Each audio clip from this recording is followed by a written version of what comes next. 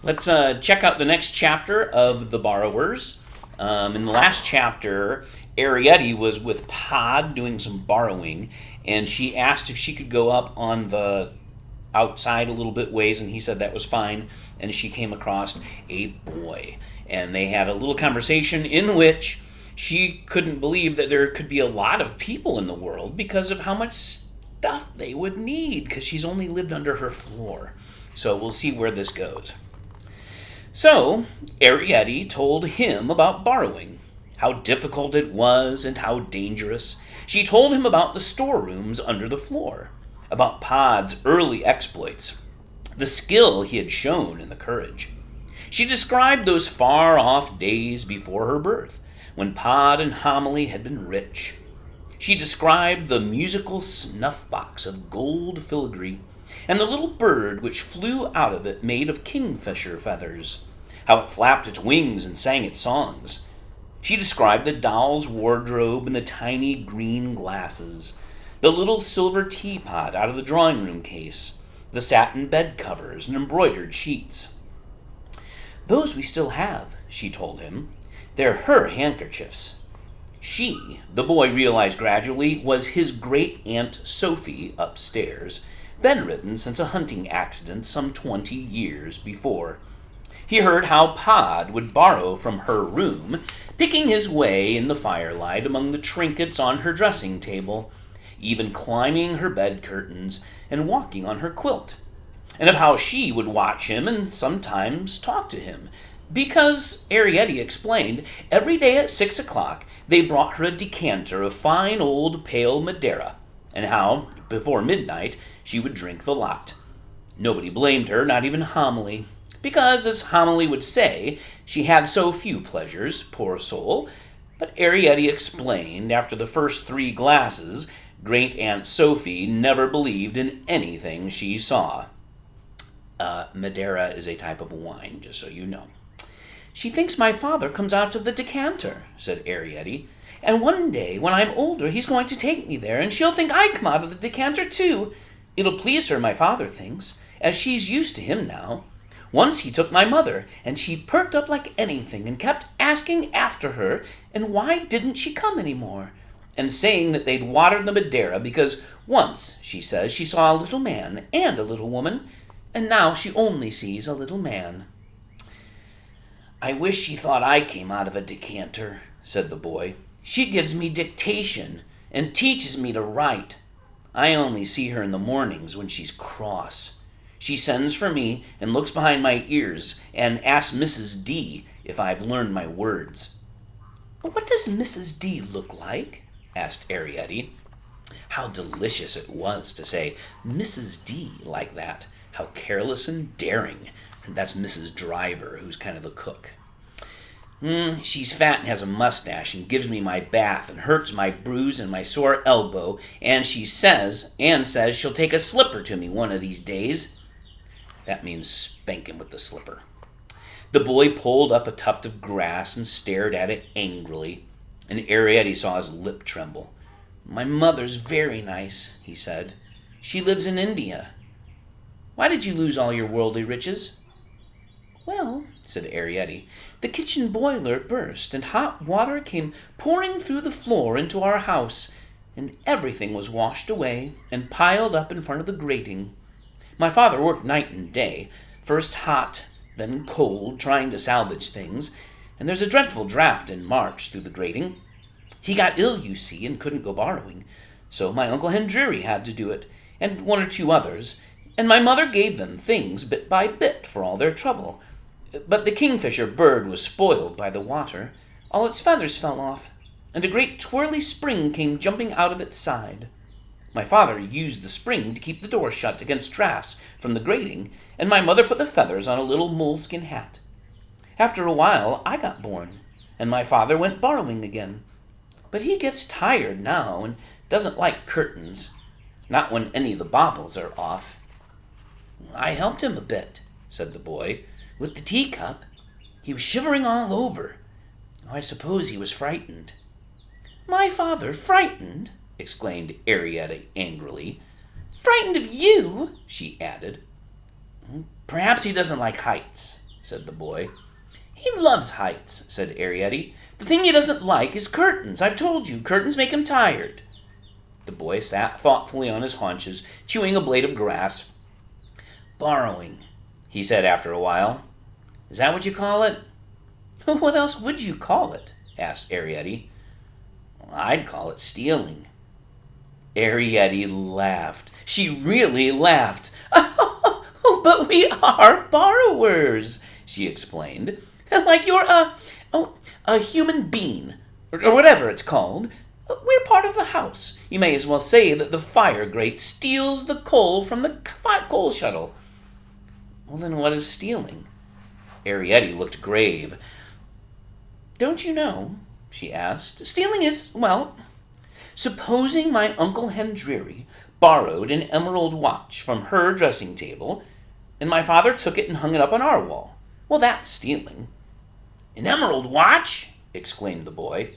Well, I just said that because we have one on the wall at home. But my father borrowed it himself. It needn't be a watch. It could be anything, a lump of sugar even. But borrowers don't steal. Except from human beings, said the boy. Arrietty burst out laughing. She laughed so much that she had to hide her face in the primrose. Oh, dear, she gasped with tears in her eyes. You are funny. She stared upward at his puzzled face. Human beings are for borrowers, like bread's for butter. The boy was silent a while. A sigh of wind rustled the cherry tree and shivered among the blossoms. Well, I don't believe it, he said at last, watching the falling petals. Well, I don't believe that's what we're here for at all. And I don't believe we're dying out. Oh, goodness, exclaimed Arrietty impatiently, staring up at his chin. Just use your common sense. You're the only real human being I ever saw, although I do just know of 3 more, Cramfurl, her, and Mrs. Driver. But I know lots and lots of borrowers, the overmantels and the harpsichords and the rain barrels and the linen presses and the boot racks and the Hun and John Studdingtons and... He looked down. John Studdingtons? But he was our granduncle. Oh, well, his family lived behind a picture, went on Arrietty, hardly listening. And there were the stovepipes and the bell pulls and the... So they lived behind a picture of that person whose name was John Studdington, so that became their last name, the John Studdingtons. And there were the stovepipes and the bell pulls and the... Yes, he interrupted. But did you see them? Oh, I saw the harpsichords. And my mother was a bell pull. The others were before I was born. He leaned closer. And where are they now? Tell me that. Well, my Uncle Hendreary has a house in the country, said Arrietty coldly, edging away from his great lowering face. It was misted over, she noticed, with hairs of palest gold. And 4 children, harpsichords and clocks. Well, but where are the others? Oh, said Arrietty, they're somewhere. But where? But where, she wondered. And she shivered slightly in the boy's cold shadow which lay about her slanting on the grass. He drew back again, his fair head blocking out a great piece of sky. Well, he said deliberately after a moment, and his eyes were cold, I've only seen 2 borrowers, but I've seen hundreds and hundreds and hundreds and hundreds and hundreds, oh no, whispered Arrietty, of human beings. And he sat back. Arrietty stood very still. She did not look at him. After a while, she said, Well, I don't believe you. All right, he said. Then I'll tell you. I still won't believe you, murmured Arrietty. Listen, he said, and he told her about railway stations and football matches and race courses and royal processions and Albert Hall concerts. He told her about India and China and North America and the British Commonwealth. He told her about the July sales. Not hundreds, he said, but thousands and millions and billions and trillions of great, big, enormous people. Now do you believe me? Arrietty stared up at him with frightened eyes. It gave her a crick in her neck. I don't know, she whispered. As for you, he went on, leaning closer again, I don't believe there are any more borrowers anywhere in the world. I believe you're the last three, he said. Arrietty dropped her face into the primrose. We're not. There's Aunt Lupe, and Uncle Hendry, and all the cousins. Oh, I bet they're dead, said the boy. And what's more, he went on, no one will ever believe I've seen you, and you'll be the very last because you're the youngest. One day, he told her, smiling triumphantly, you'll be the only borrower left in the world. He sat still, waiting, but she did not look up. Now, if you use your inference, you can tell that he's trying to win an argument, but by doing so, Arrietty's getting pretty sad and upset. Now you're crying, he remarked after a moment. They're not dead, said Arrietty in a muffled voice.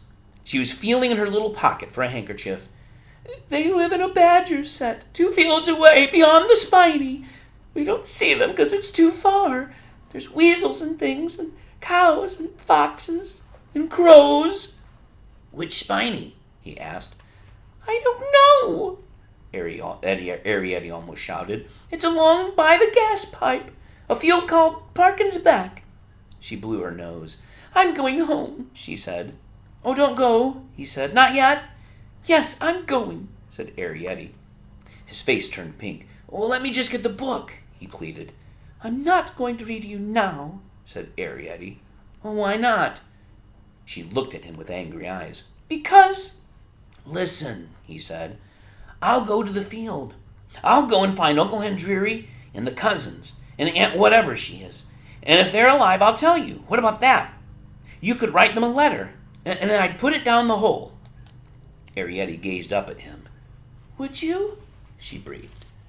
Yes, I would. Really, I would. Now, can I go and get the book? I'll go in by the side door. All right, said Arrietty absently. Her eyes were shining. When can I give you the letter? Any time, he said, standing above her. Where in the house do you live? Well, began Arrietty and stopped. Why, once again, did she feel this chill? Could it only be his shadow, towering above her, blotting out the sun? I'll put it somewhere, she said hurriedly. I'll put it under the hall mat.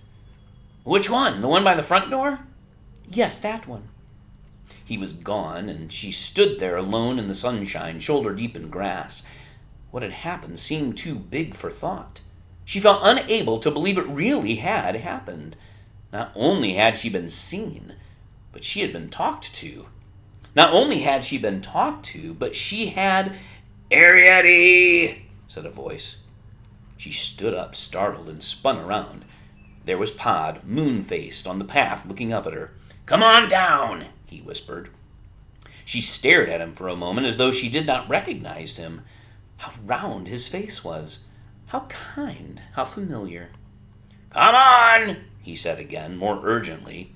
And obediently, because he sounded worried, she slithered quickly toward him off the bank, balancing her primrose. Put that thing down, he said sharply, when she stood at last beside him on the path. You can't lug great flowers about. You gotta carry a bag. What you want to go up there for? He grumbled, as they moved off across the stones. I might never have seen you. Hurry up now. Your mother'll have tea waiting. So, kind of bad news for Arrietty, with the boy saying that there are millions and billions of great big people, but he thinks that the borrowers are there's none left. And that he was kind of mean when he said that Arrietty's probably the very last one. So we'll continue on with the next chapter tomorrow.